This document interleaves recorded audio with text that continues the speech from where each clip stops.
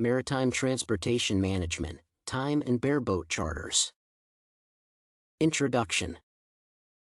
Maritime navigation arrangements require a comprehensive and adaptive commercial solution designed to the needs and nature of the goods transported. Beef transportation demands that the exporter consider many aspects in selecting a reliable and efficient chartering vessel. Chartering is a contractual activity that involves a vessel owner and a hiring partner within the shipping industry, whereby the former hires out their boat to the latter. This essay focuses on examining differences between the time and bareboat charters, their legal and commercial duties, and a recommendation on the best option. Differences between time charters and bareboat charters. The two common types of charters are time and bareboat charters. The main difference between the two charters lies in the responsibilities of the two parties engaging in the contract regarding the ship charter. The charterer should know that a bareboat charter excludes the administration and technical maintenance from the agreement, and he or she bears all the legal and financial obligations.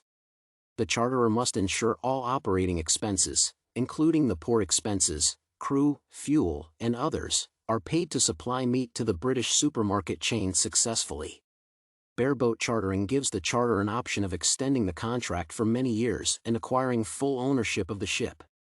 This kind of charter is recommended for bulk cargo and common for tankers. Time charterers are required to hire a vessel for a specified period with the responsibilities of vessel management remaining with the owner. However, the charter has the mandate of selecting the ports and directing the vessel to its destination. In a time charter contract, it is the charterer who pays for any port charges, fuel, commissions, and the daily hire fee to the vessel owner. In such a contract, the charterer is required to make proper arrangements to ensure that cargo is transported before the fixed period in the contract lapses.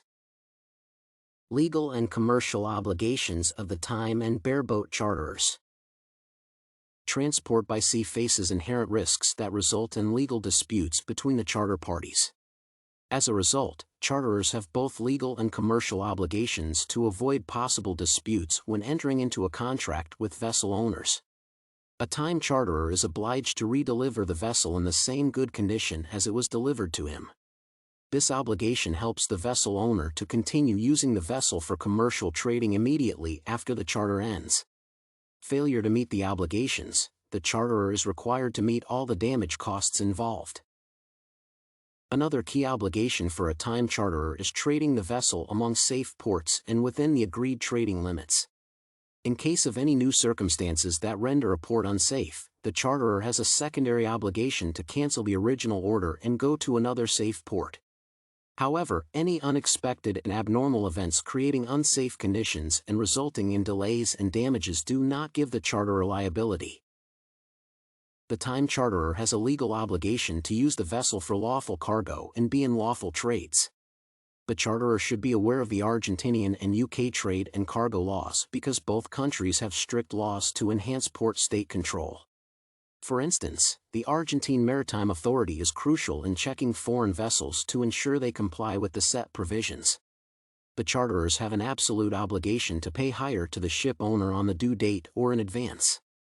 Any delay in payment according to the contractual terms is a breach of the contract by the charterer, and the latter is required to pay damages to the vessel owner. Bareboat charters have the commercial obligation to cover vessel operation costs, cargo handling costs, and voyage expenses. The charterer is obliged to pay hire and adhere to the trading limits. Manning of the vessel and maintenance are all obligations of the charterer. According to English laws, the bareboat charterer is obliged to enhance seaworthiness by avoiding collision, pollution, and salvage.